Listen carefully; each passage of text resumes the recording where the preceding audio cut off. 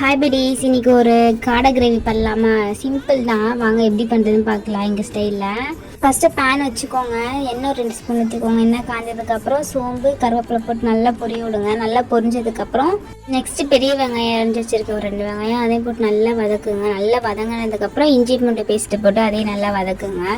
Next நல்லா வதங்கினதுக்கப்புறம் தக்காளி எடுத்துக்கோங்க. தக்காளி அதையும் போட்டு அதையும் நல்லா வதக்குங்க. சுண்டி வரணும்.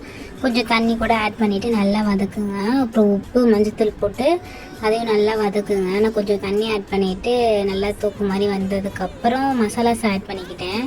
சிக்கன் மசாலா கறி மசாலா தான் போட்டுக்கிட்டோம். பேசிக் மசாலா தான், நீங்களும் இந்த மாதிரி யூஸ் பண்ணி பாருங்கள், சூப்பராக இருக்கும். ஸோ மசாலாஸ் போட்டு நல்லா வதங்கினதுக்கப்புறம் நெக்ஸ்ட்டு காடை போட்டு நல்லா வதக்குங்க. நல்லா வதங்கினதுக்கப்புறம் தண்ணி ஊற்றிக்கோங்க.